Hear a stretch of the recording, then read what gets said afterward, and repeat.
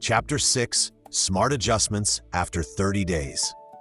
Let's dive into this important topic. The first month of any new budget is a test. After 30 days, you'll have data: what worked, what didn't, and where the stress points are. This chapter guides you through a focused review so you can keep what's working, fix what's broken, and avoid the burnout that makes people abandon budgeting entirely.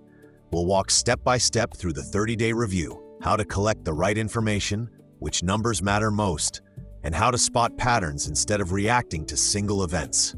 You'll get a short list of low-effort improvements that make the biggest difference: simple shifts in categories, small changes to spending caps, and tweaks to your weekly reset that reduce friction.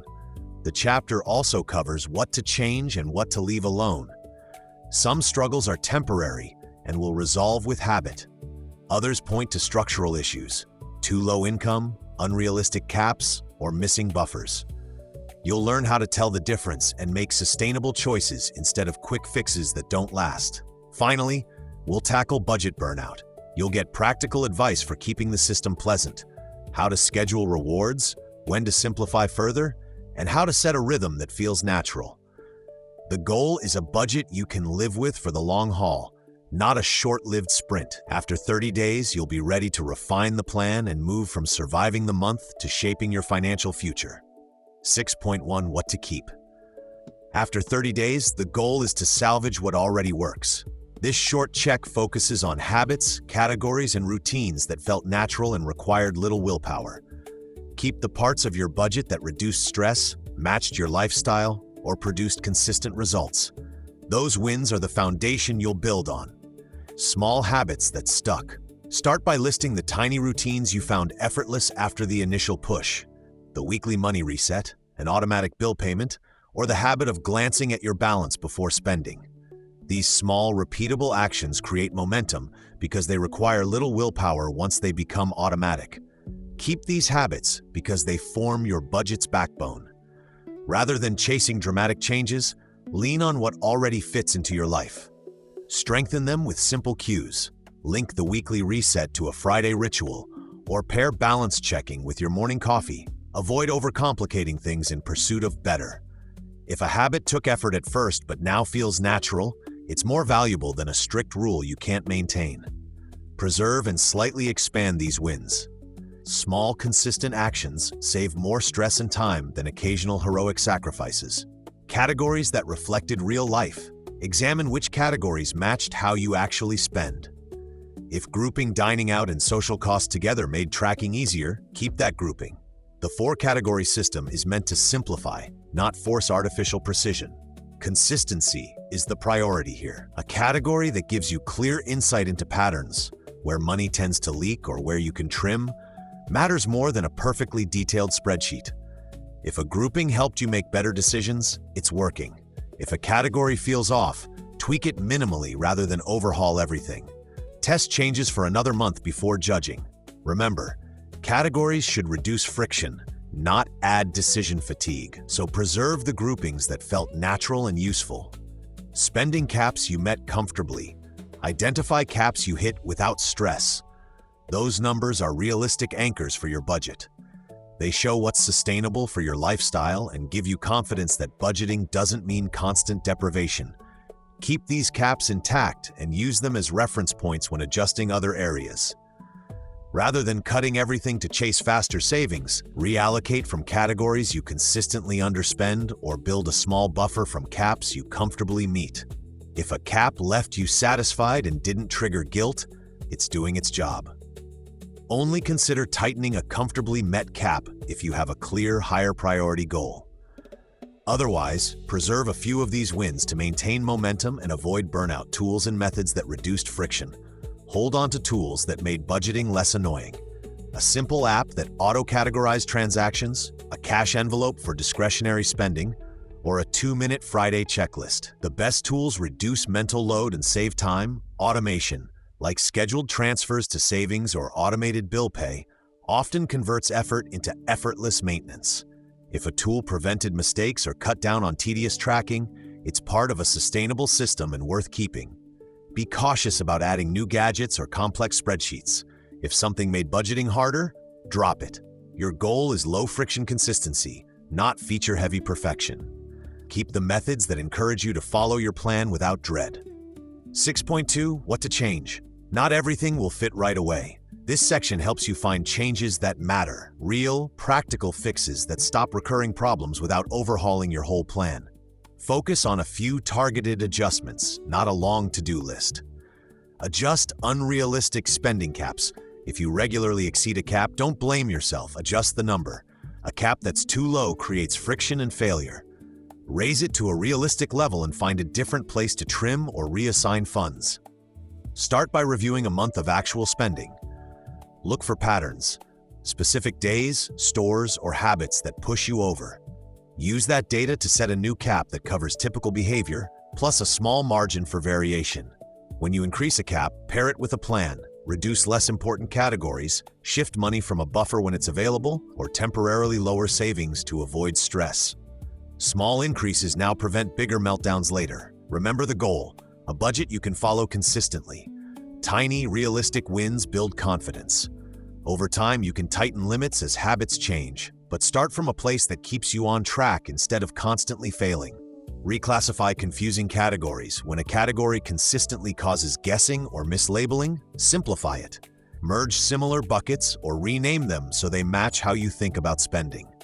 Clear labels reduce hesitation during your weekly reset.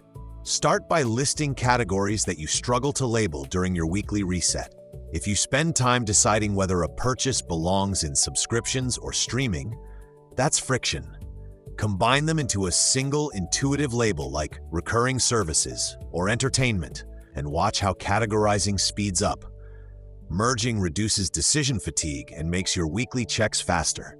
It also improves accuracy in tracking so your budget reflects real habits instead of noisy labels. Better data means better choices. Don't be afraid to experiment. Try a new category structure for 1 month and see if your reset feels smoother. If confusion persists, simplify further. The aim is clarity. Fewer choices mean fewer mistakes and better momentum. Add missing buffers. If unexpected expenses eroded your plan, create a tiny buffer. Even a small emergency buffer reduces panic and prevents derailment.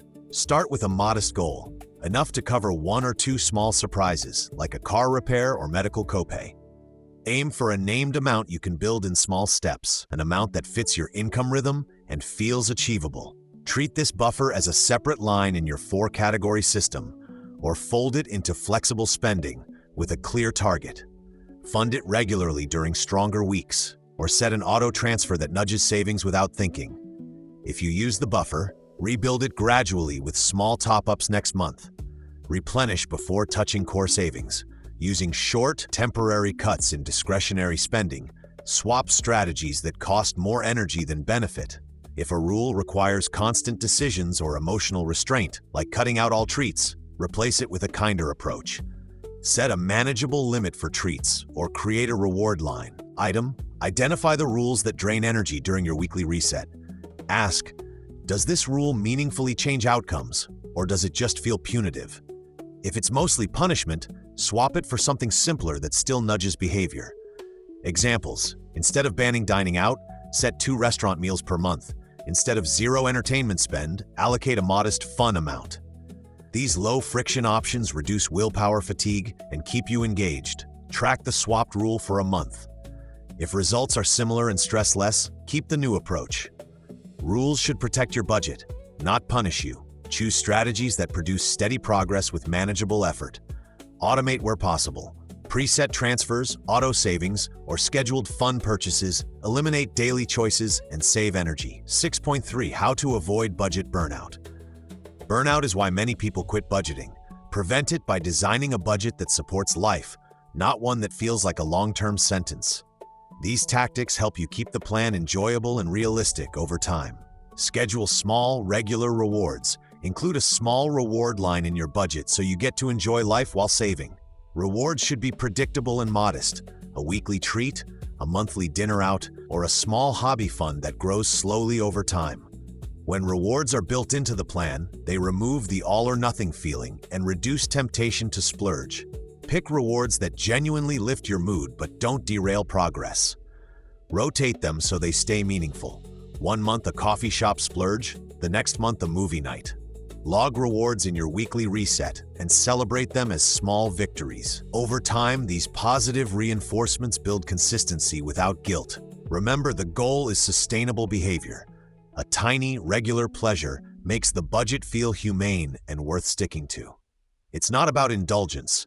It's about designing a system that supports both your financial goals and your well-being. Use the 90% rule when needed. Give yourself permission to aim for 90% of your targets rather than perfection. The 90% rule removes the black and white thinking that turns small slips into full-blown failure. If you miss a spending cap or savings goal, reaching 90% keeps you on track without shame. Practically, treat 90% as the comfortable minimum. If you budget $200 for dining out, spending up to $180 still counts as success.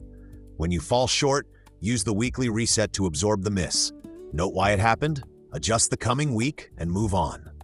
This makes corrections simple instead of punitive. The rule also protects momentum. Small, consistent wins compound, while guilt-driven abandonments undo progress quickly. Use 90% to decide when to course correct and when to be flexible.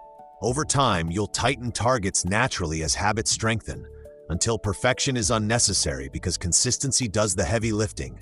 Simplify when overwhelmed. If tracking your spending starts to feel like a chore, simplify the system temporarily. Reduce the number of categories or combine flexible spending into a single spending cap. That lowers friction and makes the habit easier to maintain until the stress eases. Simplifying isn't giving up. It's a deliberate choice to preserve momentum. With fewer decisions each day, you'll be less likely to skip the weekly reset or ignore your balances.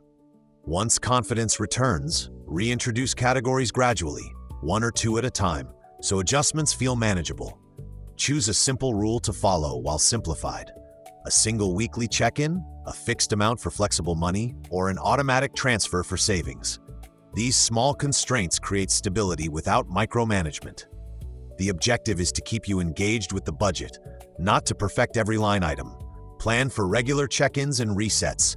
Make the weekly money reset a non-negotiable, short habit, 5 to 15 minutes that anchors your budget. Use this time to review spending, note upcoming payments, and adjust any caps that are drifting. Frequent tiny corrections. Stop problems before they grow. Start each reset with a quick celebration. Pick one small win to acknowledge. Then scan transactions for surprises, move money between categories if needed, and set a single priority for the actionable like stay under dining cap or transfer $20 to emergency buffer. Keeping the reset focused prevents it from feeling like a long chore. If you miss a reset, reschedule it within 24 hours. Consistency beats perfection. A steady rhythm builds confidence and reduces anxiety. Over months, these short check-ins become automatic and keep your budget alive. The weekly reset is the simplest, highest impact habit for avoiding burnout and staying in control.